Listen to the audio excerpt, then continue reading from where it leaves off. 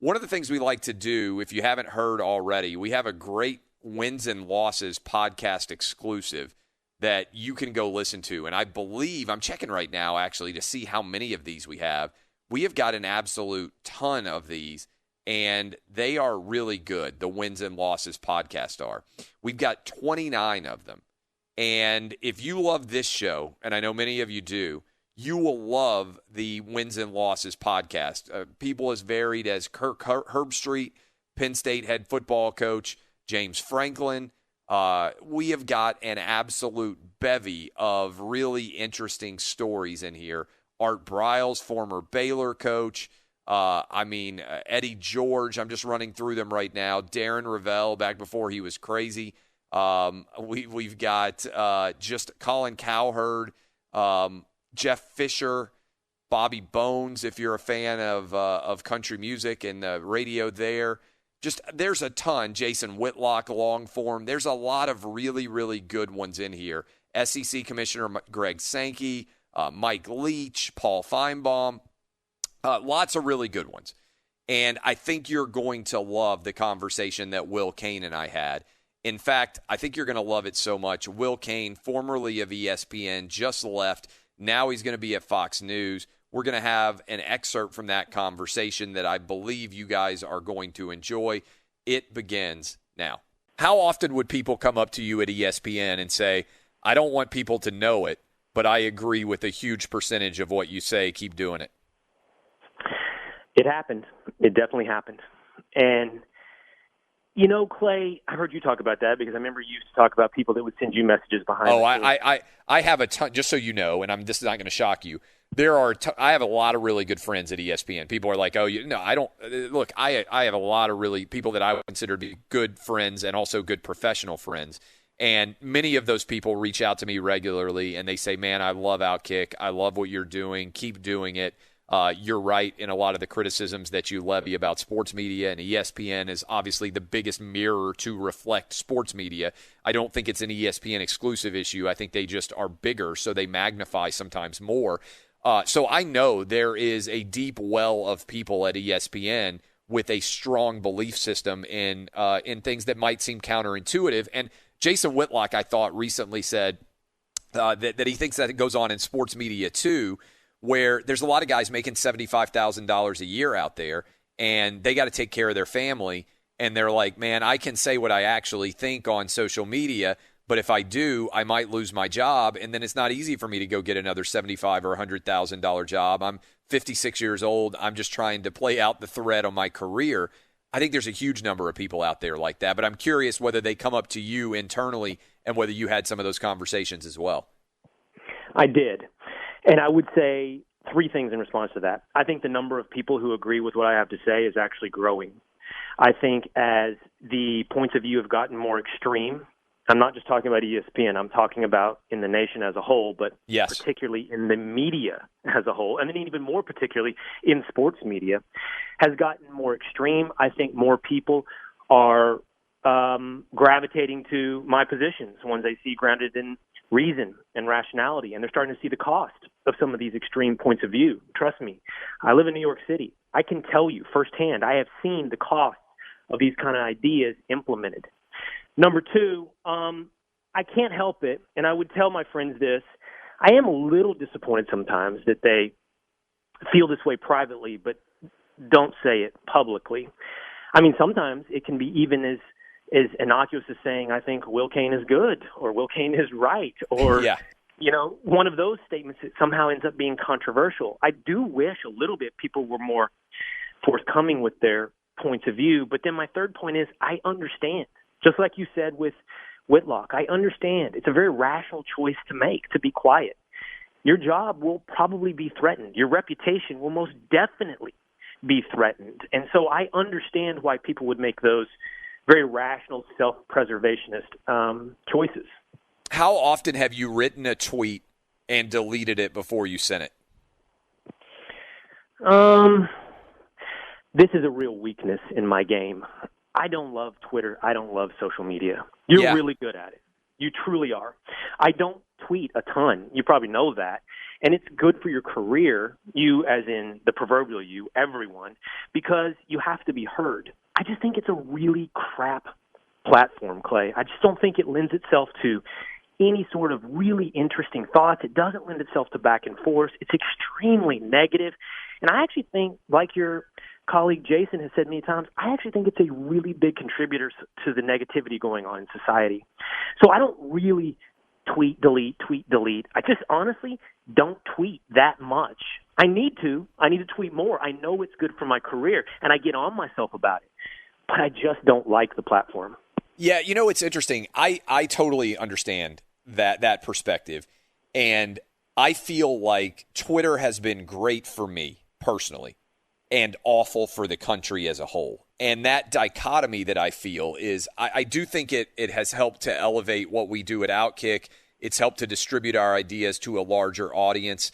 But I also think that the overall tone of Twitter is so negative. I'll tell you what I've done, and this has been really in the last couple of years. I rarely read mentions, right? Other than the people that I follow, like I'll go and see what they're tweeting about and stuff like that. I enjoy it, and certainly I enjoy it for news.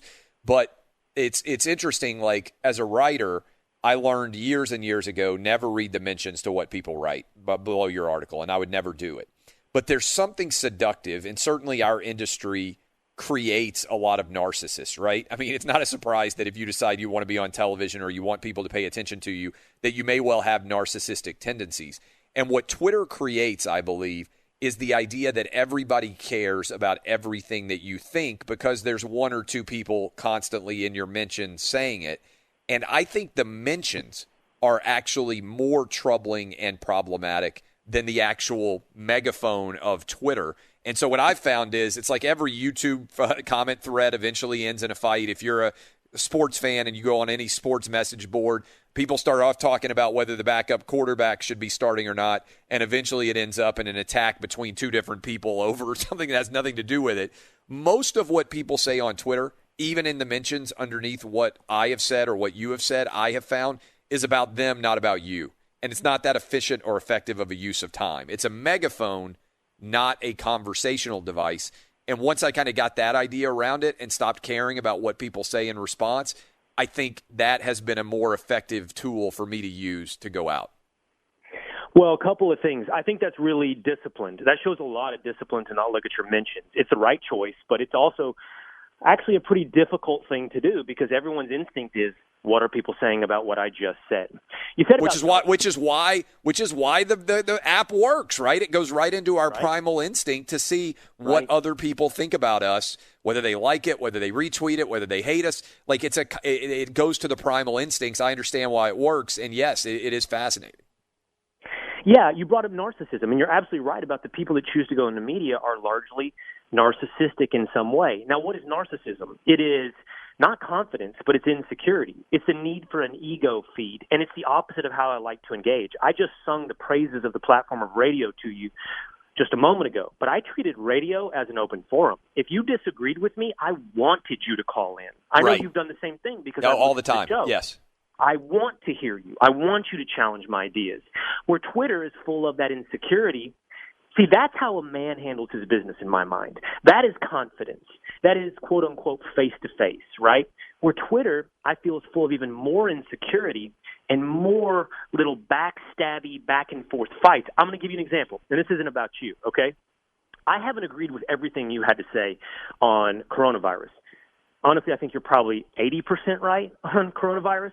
But that's higher percentage than my wife believes, by the way, so I'll take it.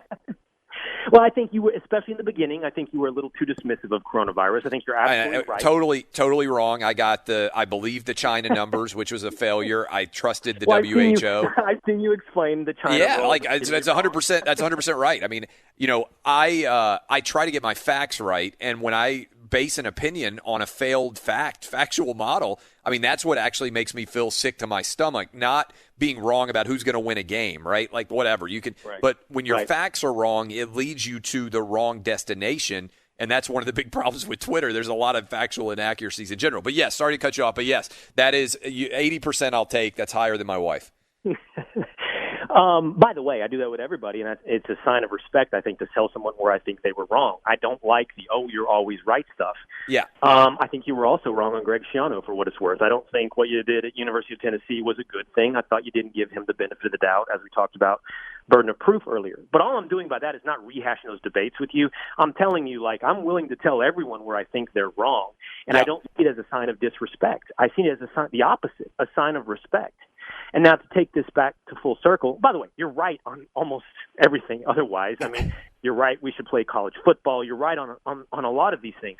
But I saw the back and forth with Ravel, and I'm just like, I could have a conversation with Clay about coronavirus for a while.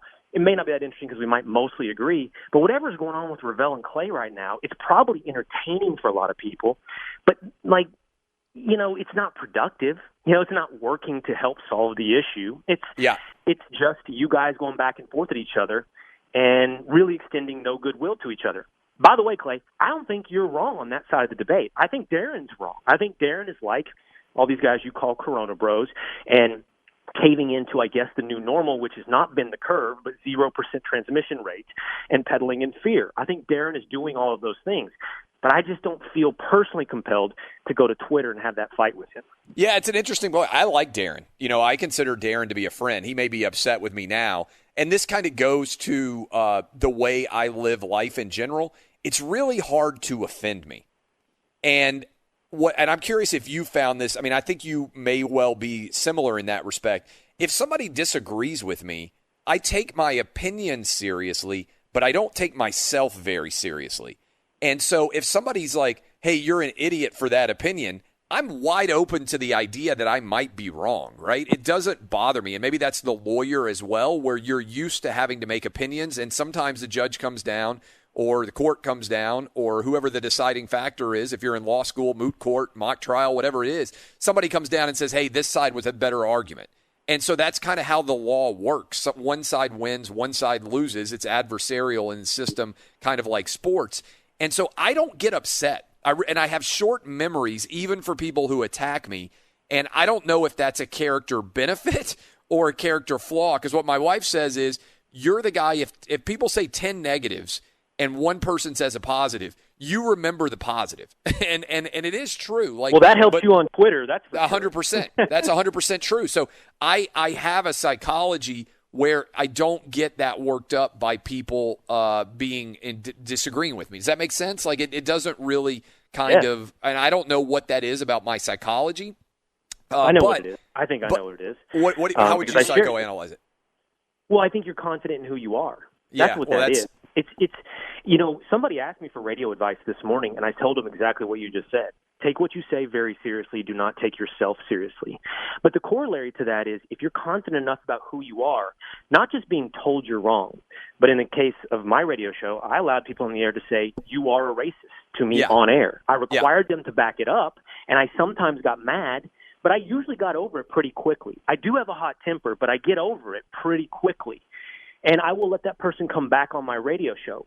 But at the end, underlying factor is I know who I am, and they don't get to define it. I define who I am. I imagine you feel somewhat the same way, so I don't hold really big grudges, or I don't get that mad when somebody tells me I'm wrong. Yeah, I'm very confident in what I believe, and if I were, what I always say is the people you have to watch out for are the people that are trying too hard to tell you what they are. And what I mean by that is I've just seen it happen in social media so many times. Like, the guys who are the biggest creeps are not the people who are out there. They're the people that are out there going way over the top with stuff, right? Like, time after time after time, they're trying to cover up for something. I'll give you an easy example. The people who are fundamentally, opposed to gay people.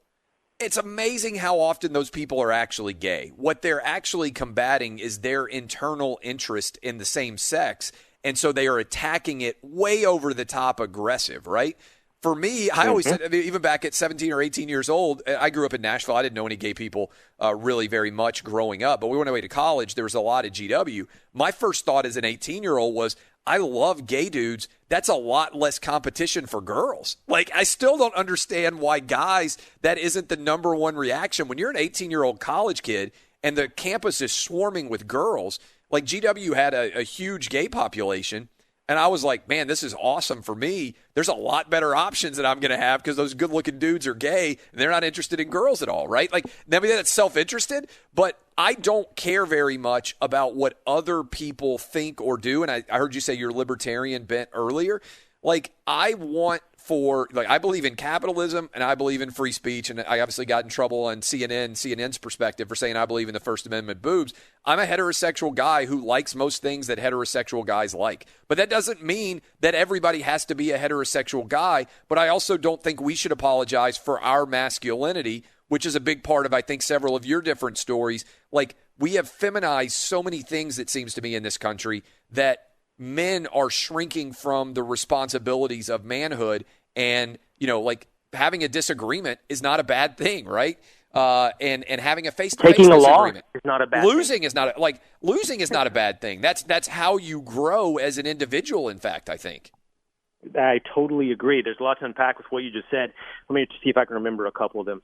First, I totally agree that the people that sing the loudest about their own virtues and cast the most accusations usually are hiding something big, bad, and ugly. I think most of the people that yell racist at everybody else online make, I would suspect, because I have seen it in my private life, some of the most racist choices you would ever see. Yes. And it applies across the spectrum, every issue. I feel like the ones that preach the loudest and cast the biggest accusations are really talking about themselves in some way. What else did you talk about? I said I was going to remember, but I'm like... Masculinity. I think you probably agree in many ways with, like, I have 3 boys. Do you have 4? I have 2. I just have 2. I'm jealous, by the way. I wish I'd had one more. I would keep going. I would have a 4th. My wife has said that we can't have any more kids, but I've got 3 boys. I try to think about the world in which I want to raise them. And it's okay to be in touch with your emotions. I'm fine with that. But when your emotions tip over into fear, I don't want to raise children who are afraid of the world. And I used that earlier as an example. I said this today. I took my kindergartner to school. All of my kids are going to be going to in-person school. I think it's important. I've talked to my kids about the coronavirus the same way 80% of the time is correct, as you said. But I've tried to talk to them as adults to understand that you can't allow fear to dictate all the choices that you make. And it seems to me that as a society, we are treating fear as if it is something to be avoided as opposed to something that is to be accepted and understood as a part of adulthood. And that troubles me in many ways. And so I think about that from the parenting perspective. What am I trying to instill in my kids? We talked about when you and I both went away to college, maybe we were a little bit soft, right? And I think the world creates a lot of soft people. And when hard times come, I'm not sure that soft people can cope. Does that make sense? Man, you are singing my song. Fear is winning the day in the world. I've been saying this on some of this media tour that I've been going through. I think corporate leadership is absolutely beholden to fear right now. You can go read my interview with Bobby Burek at Outkick.com to see what I had to say about that. But I want to say something different about what you just said about raising boys and embracing fear. I have sat at the top of a cliff with my youngest son, who was a little less of a daredevil than my oldest son, and said, we're going to jump into this ocean. We're going to take this jump. And he's afraid. And I said to him, fear is rational. Fear is fine. Don't be embarrassed about fear. Fear is absolutely part of life. The only question is, what do you do with fear? Do you let it win? Do you let it dictate your next action? You should feel fear. It's rational. It's telling you, by the way, that bear is big. I want to run. But if it's a black bear, you should not run. You should stand tall. You should act big. You should be loud. You should back down the bear. The fear is okay, but what you do with the fear is what's important. I don't care much about skateboarding, Clay, but I got both of my boys into skateboarding when they were young, and I got them into it for that reason. I wanted them to learn to drop in, to crash on concrete, to overcome their fear. I never wanted them to be protected from fear. I just wanted them to learn how to overcome fear. It's so well said, and I think that's honestly what's so important about sports, is because sports teaches you how to put everything you have into trying to win, regardless of how good you are, and sometimes you're still going to fail. And understanding how to deal, which is why this podcast is called Wins and Losses, understanding how to learn from your losses that ultimately you got to keep getting back up, right? And everybody is going to get knocked down. And my concern is so many people now today are afraid of getting knocked down. They're not even getting knocked down, Will. They're afraid of getting knocked down. And so they never actually take any risk or actually experience any significant success because they're so worried about the possibility of getting knocked down that they don't do what they really should. And you talked about challenges earlier and everything else. Like I got to interview the president a couple of days ago. I want to feel that nervousness in the pit of my stomach a lot of times every year to find some new challenge to embrace, because if you're not doing that, you're not growing in any way. I totally agree, man. And raising boys is one of the most clarifying factors on this. I wanted them to not make the travel team from time to time. I wanted them to not get off the bench and realize that stinks. Okay, what are we going to do to fix that issue? I'm not going to go to the coach and tell him you should be playing. What are you going to do to fix that situation? You've got to deal with failures. You got to deal with loss. You could give your kids, if you could adopt one trait for yourself in life, it would be resilience. My only pessimistic thought in response to that is, I said it to you earlier in the show. I said we're raising generations of people who are unprepared for the real world, all these safe spaces, this protection from fear. They're unprepared for the real world. Right now, and this is a pessimistic point of view, they are shaping the real world. The real world is not shaping them.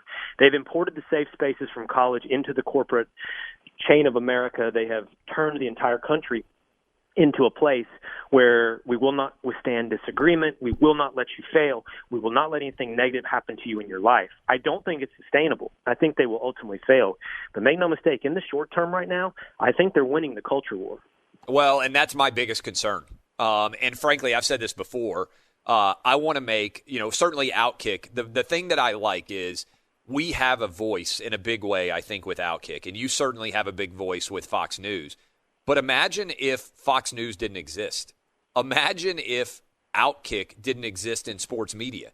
What's scary to me is we don't really have a marketplace of ideas. Now, I love seeing Fox News rewarded for the marketplace that they share. And maybe you can argue if Fox News didn't exist, somebody else would come along and fill that vacuum. But I think the number of people who are like the Murdochs that are willing to be involved in the marketplace of ideas and be willing to accept the side eye, right? Like the society people who are going to say like, oh, that's those are those rebel Murdochs and stuff. I think that is a rare thing, certainly in the media. And so I wonder, I think, in sports media, there's almost no marketplace of ideas. That's what scares me, right, is that the marketplace of ideas is going to continue to constrict. I love what you said about all the different people who are, kind of creating their own lane, so to speak. But that still is scary, and I'm glad that we're involved in the fight. But if I wasn't involved in the fight, I'd be sitting on the sidelines as a sports fan and as an American and somebody who's proud to be living in America and feel like our entire lifestyle is under assault. All right, that's Will Cain. That's the Wins and Losses podcast. If you enjoyed that segment, there's over an hour more of that conversation exclusively available online on the podcast network. Just type in my name, Clay Travis, type in Wins and Losses or Outkick. You will see it and be able to listen to it.